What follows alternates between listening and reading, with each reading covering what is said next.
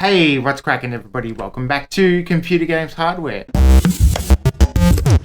Today on the channel, we are talking about why the hell everything is so goddamn expensive. But before we do, check out the new set that we've got. So we've put a little bit of work into updating the new set. We've put some of our fandom on display, some of the stuff I had laying around. The set was looking a bit bland, so it was time for a little bit of an upgrade. So I hope you enjoy it. I'm certainly enjoying it. It's brightened up the room a little bit, so let me know what you think in the comments down below. So the PlayStation Pro is finally here, set to be released on November 7th.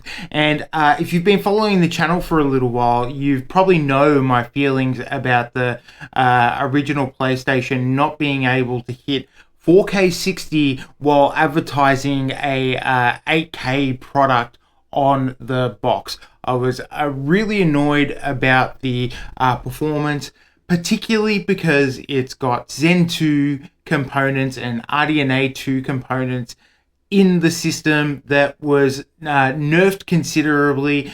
Now PlayStation are acknowledging that the performance and fidelity modes were just not cutting it. Creators have made amazing use of the hardware capabilities, but when I talk to them, I do hear about their desire for more graphics performance. The dreams of the developers are bigger than can be supported at 60 frames per second, and that leads to an aspect of modern gaming that we're all familiar with: graphics modes. It can be a difficult choice for players. Fidelity modes emphasize the visuals, typically through higher resolution rendering.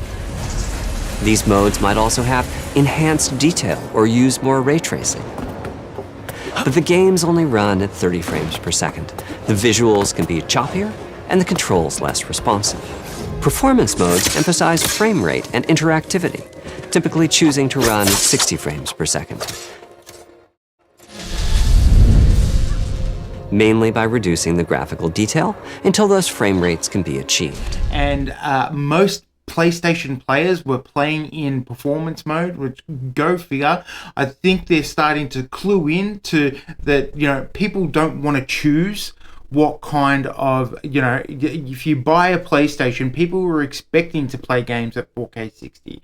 So to have this reveal, acknowledge that the original PlayStation sort of wasn't up to par is a little bit surprising to me. I didn't think that they were going to go. I didn't think they were going to tell their customers that have bought the PlayStation that it didn't meet the expectations that were on the box, and people having to pick between the fidelity and the performance mode was not exactly what they wanted. I was shocked. I've been saying it on this channel for quite some time that 4K 60 for a modern console is probably the minimum standard at this point. Well, we're finally getting that with the PS5 Pro. They've made a number of changes and upgrades. The ones that they call the big three. Players are choosing performance about 3/4 of the time. Removing that decision, or at least narrowing that divide, is one of the key targets for PlayStation 5 Pro. We want to give players the graphics that the game creators aspire to, at the high frame rates that players typically prefer. To do that, PS5 Pro substantially improves over PlayStation 5 in 3 ways. Here's what we call the big 3. So first up, the GPU is getting a pretty significant upgrade. So it's getting about a 67% upgrade, very specific, I know, from 30 CUs which are compute units, to 60. They're still not giving you the full stack in my opinion. That thing's got 72 compute units. So there was probably even more room for upgrading, but that is a pretty significant upgrade. So a 67% uplift in GPU fidelity. So that'll be helping gamers hit that sweet 60 FPS for that smoother experience. They also have advanced ray tracing, and this is the one that probably surprised me the most. RDNA 2 GPU architecture, it's not known for its ray tracing performance. I reckon RDNA 2 ray tracing performance is on par with Nvidia's original 20 series ray tracing performance, like a 2060, so to speak. I still turn ray tracing off for most games.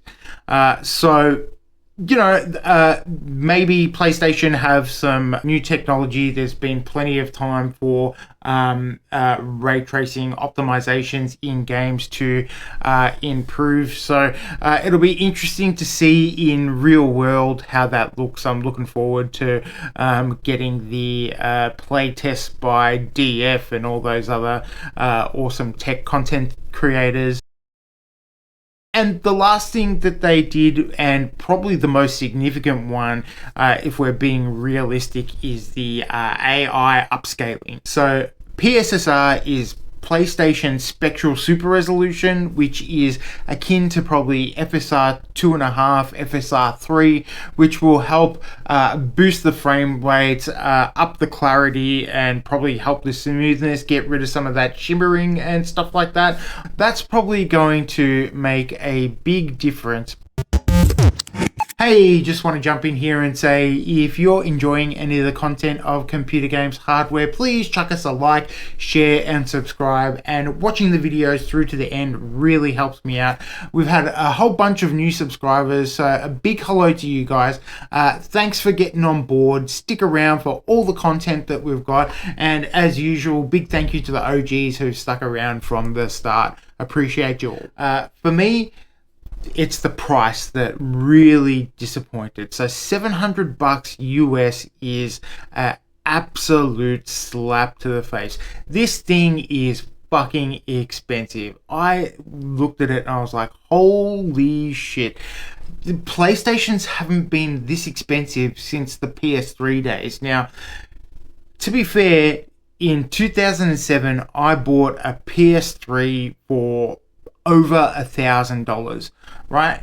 But the difference there was that came with state-of-the-art Blu-ray technology, which was, probably worth more than what the PlayStation and the game suite was at the whole time. The PS3 was like a revolution. It was a whole entertainment system. It was a part of your living room system.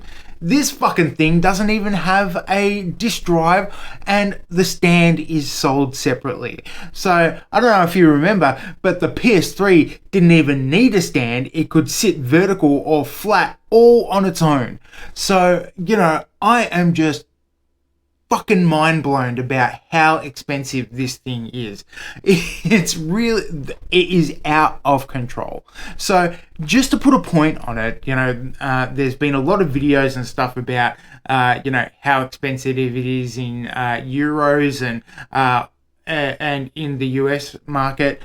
Take a second to think about places like Australia. For Australian consumers, let me figure it out. Let me do the calculations. So you're not going to believe this, but on its own, in Australia on November 7th, the PS5 Pro, without a disk drive, without a stand, without any of that shit, is going to set Australian PlayStation consumers back $1,200.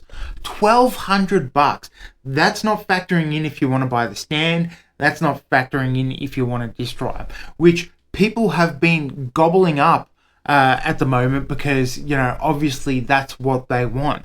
This is an absolute nightmare. If you factor in, right, the disk drive, right, which is ridiculously expensive here in Australia as well. I think it's like $150 or something like that. And then you get a stand. You are looking at $1,400 for a PS5 Pro that is fully featured. Can you believe that? That is nuts to me. I don't know where they got the gall to release this bloody thing so expensive. It's just not realistic. People say, yeah, but inflation and currency and stuff like that. Yeah, I get all that, but me sitting in the world today here, I'm not willing to pump out $1,400 for a PS5 Pro that doesn't even have a disk drive or a stand. It is absolutely ridiculous, particularly when the promise of the PS5 was you'll be able to play your games at 8K. It's just nonsense. It's just revisionist history, and it's really annoying. So people are furious about this. So I don't think I'm standing out of the crowd on this one. I think it's a little bit ridiculous, particularly at this time. PlayStation are probably marketing this thing as like, oh, hey, this is a, enthusiast level PlayStation product for gamers who want the very best, and they want to buy into all the PlayStation suite, and fine, those people are gonna buy it anyway. I've been waiting for my PS5 4K 60, and with the suite of games that they've shown, I'm still not even convinced that they're going to be able to provide that level of performance. All the games that they showed are PlayStation games available on the PC. Titles that released on the PlayStation 4. We didn't see any new games. I mean, we haven't had any new games. They just shut down Concord. So, I don't know if that was a part of the launch plans or whatever, but I was kind of expecting a sneak peek at the new Wolverine game, a sneak peek at Metal Gear Solid Delta. I've been really excited to play Astrobot. I thought they were going to say, look how good Astrobot looks on the PlayStation 5 Pro. No, none of that. Who is going to spend $1,400 to play their PS4 games at 4K 60? Not fucking me, that's for sure. So a little bit of a language warning on this one. I'm sorry to crack it, but I think it just needs to be called out for what it is, because this is absolute madness.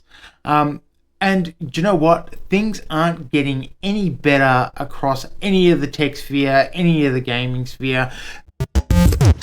Are you going to buy a PlayStation 5 Pro, and throw down $1,500, $1,400 if you want to buy a full suite of a PlayStation Pro in Australia?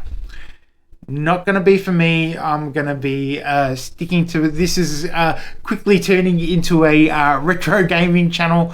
But anyway, in these economic times, it's really important to count your pennies, buy services and things that going to add value to your life, not upgrading for the sake of upgrading so you can play your PS4 games in 4K 60. Anyway, that's going to do it for this one, guys. Thank you very much for watching. I've had a really good time making this one. I hope you like the new set. Let me know in the comments down below how the videos are looking and what you think of the set and the backdrop. If you want to know anything that I've got hanging around in the back, drop me a line and I'll let you know. As usual, I'll keep making these if you keep watching them, and I will see you guys in the next one. Thanks for watching. See you next time.